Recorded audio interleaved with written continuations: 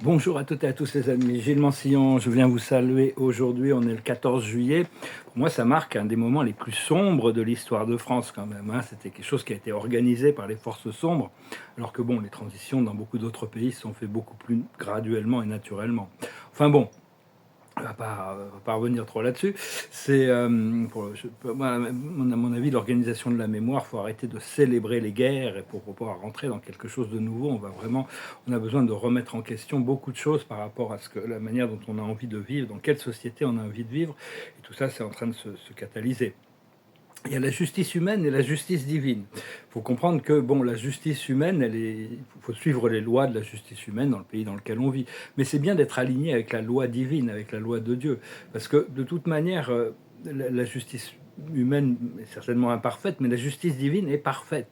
C'est-à-dire qu'on ne peut pas toujours la comprendre, on ne peut pas toujours la voir, mais c'est toujours, il y a toujours un équilibrage qui se fait par rapport à l'univers, est conscient de toutes les actions de tous les êtres et le fait pour le plus haut bien de tous, pour les âmes qui passent à travers toutes les expériences, de toute manière.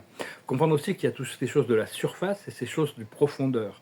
On n'est pas toujours conscient de tout ce qui se passe en profondeur, mais ce qui se passe en profondeur, c'est solide, c'est important. Alors que ce qui est en surface, c'est beaucoup moins important en réalité. C'est vraiment des châteaux de sable qu'on crée. Et puis il y a un grand vent qui va arriver, qui est en train de balayer tout le bac à sable.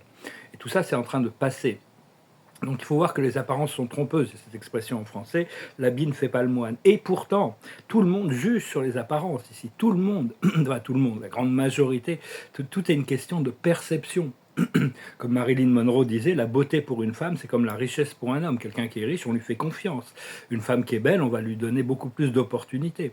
Et tout ça, alors que bon, en réalité, c'est pas la beauté qui compte, ou la richesse extérieure qui compte, c'est le caractère. On pourra juger plus tard le niveau de sagesse, le niveau de caractère. Notre rapport à l'ascension, quel est votre rôle dans l'ascension? On a tous des rôles très très spécifiques, on est tous uniques et on est tous très importants, mais c'est surtout à voir à travers la vibration, à travers la fréquence que l'on maintient. Et donc oui, parce que bon, il y a encore toute cette idée de l'apparence. Donc bientôt, je vais pouvoir changer, ça va être bien, je vais pouvoir faire peau neuve, je vais pouvoir changer mon apparence, pas toute cette situation extérieure, parce qu'éventuellement, ce qui est à l'intérieur pourra se manifester à l'extérieur. Enfin bon, il faut voir que on vit dans un monde qui est encore très superficiel et comprendre aussi que tous ceux de première vague, ou même les deuxièmes vagues, la première vague, c'est-à-dire qu'il y a 3 vagues d'ascension qui sont prévues. Ce qu'on appelle première vague, c'est ces gens qui se sont réveillés il y a des années, qui ont fait énormément de travail, ou des décennies. Et puis la deuxième vague, c'est ceux qui viennent de se réveiller. Et on est tous testés. Avant l'ascension, il y a vraiment des tests de plus en plus difficiles. C'est vraiment savoir, on est exposé à des choses dans notre conscience, dans notre réalité, pour voir comment on réagit. Est-ce qu'on a la maturité émotionnelle de rester dans l'unité, l'amour, la compassion et le calme par rapport à toutes ces choses qui nous sont présentées. C'est sûr que bon, tous ceux qui viennent de se réveiller, les tests sont un peu moins intenses. Mais il faut comprendre que si l'humanité était toute la vérité sortait d'un seul coup, le système nerveux collectif de l'humanité serait complètement, ça exploserait tout. Donc ça a besoin de se révéler quand même très progressivement. Il y a quand même il y a des événements qui sont planifiés, qui sont pour créer des réveils de masse. Donc il ne va pas y avoir le choix de toute manière. Il faut comprendre qu'au plus on a eu de traumatisme, au plus notre guérison sera encore plus grandiose. Au plus on a expérimenté d'amertume, au plus notre joie sera grandiose.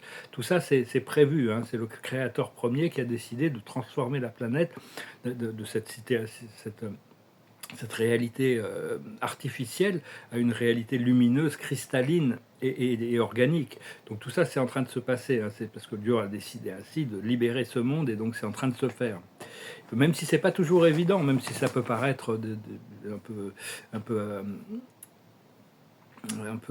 ça peut paraître un peu, comment dire, pas abstrait, mais bon, c'est pas toujours évident mais il y a tout un programme quand même toutes sortes de choses qui sont en train de remonter et tout est en train d'être poussé à la surface. Et parce qu'on notre conscience nous permet des diversions, notre expérience dans la vie. Il y a toutes sortes de diversions dans le temps et l'espace, des distractions, mais à la fin, tout s'écroule, toutes ces choses on nous a permis, on peut croire tout ce que l'on veut à travers notre ego et tout ça, mais en réalité, les choses qui ne sont pas vraiment réelles par rapport à notre âme s'écroulent rapidement pour revenir à la ligne temporelle originelle, ce qui est vrai, ce qui est profond, ce qui est prévu pour notre âme. et donc, pour revenir au plan original, hein, oui, parce que le ciel a tout préparé, hein, euh, et tous ceux qui travaillent dans la lumière, l'habilité à maintenir cette fréquence permet d'annuler beaucoup de plans catastrophiques que les forces sombres planifient constamment. C'est important de rêver plus, c'est important de s'amuser plus. Et, euh, et le ciel, parce que le ciel prend toujours des précautions et des contre-mesures contre toutes les actions de l'obscurité qui sont encore en présence sur Terre. Donc, mais enfin, ne sous-estimez pas la valeur de votre contribution. Et, euh, et avoir de la gratitude pour ne pas s'être retrouvé à jouer les plans, les plans des sombres dans cette incarnation, qui est vraiment la fin des temps.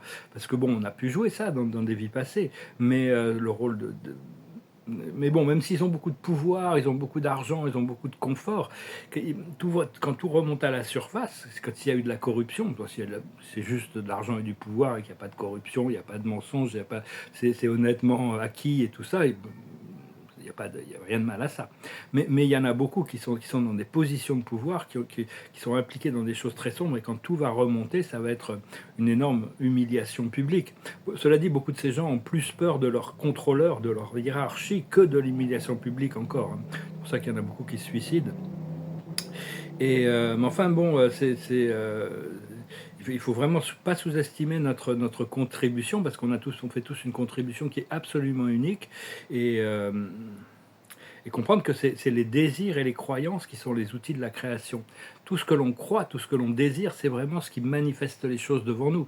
Donc, des fois, bon, on peut, selon les réflexions de l'univers dans notre conscience, on peut se retrouver, ah oui, bon, bah ok, mais l'âme revient généralement pour remettre les choses sur place, quand il y a des obstacles ou des points parce que la vie, il y a toujours des oppositions et des contradictions, c'est ce qui permet pour retourner à l'harmonie à la fin. Actuellement, là, il y a vraiment un alignement entre le Soleil, l'étoile de Sirius et le centre galactique qui révèle des codes, et donc on est en train d'intégrer ça, hein, et, euh, et on est en train d'abandonner l'idée d'un Dieu de la peur et de la séparation pour revenir au Dieu d'amour et l'alignement intérieur avec notre lumière, notre divinité intérieure. Comprendre que la Terre est une extension de notre corps physique aussi. On fait partie de la Terre, mais la Terre fait partie de nous.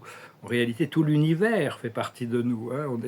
On est une extension de la source, mais l'univers aussi est une extension de la source, et donc une extension de nous-mêmes, hein. C'est rentrer dans des niveaux d'unité supérieurs, comprendre que bon, on vit dans notre conscience de plus en plus et de moins en moins dans le temps et l'espace, mais dans notre conscience. Et le corps, c'est le temple de la conscience. Et donc, d'apprendre à résider dans notre lumière. Comprendre aussi que l'expansion, c'est le but ultime de la conscience. Donc, toute la création a été créée pour l'expansion de la conscience. Quand Dieu crée l'autre, c'est pour devenir plus, parce que Dieu ne veut pas s'oublier, donc il continue à s'explorer lui-même. Explorer, c'est en réalité, toute la vie, c'est le Saint-Esprit qui s'étudie lui-même. Notre corps est un cadeau du Saint-Esprit, et nous sommes tous des fragments, des étincelles de Dieu. Il y a toujours cette étincelle. N'oubliez pas que vous avez cette étincelle qui est une partie intégrale du grand soleil central, hein. Donc, continuez à cultiver cette étincelle. Envoyez de l'oxygène dessus pour pour faire grandir cette flamme intérieure, hein, et connecter au soleil intérieur. Voilà les amis, je venais vous saluer aujourd'hui, pour ce 14 juillet. Je vais tirer quelques cartes. La carte de la journée, c'est rien ne vaut son chez-soi. On doit se préparer pour être bien dans notre corps, être bien dans notre réalité, être bien dans chez-soi. Là, l'esprit me disait que je vais bientôt être chez moi, je vais pouvoir faire des travaux, pour aménager l'espace comme je l'entends. Je vais sortir quelques cartes avec le tarot des anges. Je sais pas pour cette chanson, mais je vais en chanter une. Ouais, non, ça va aller. On va passer aujourd'hui. La carte de la journée, c'est la protection. Savoir que tout ce qui est divin, tout ce qui est sacré, tout ce qui est au niveau de l'âme est protégé. Nous sommes protégés. Donc il faut abandonner la peur. Il faut y aller, hein. Il ne faut pas avoir peur. Il faut se lancer.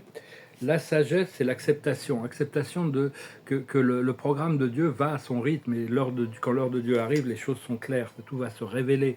Il faut accepter qui on est, où on est et tout ce que l'on est, hein. Pouvoir arriver à s'aimer soi-même, être un coach pour soi-même.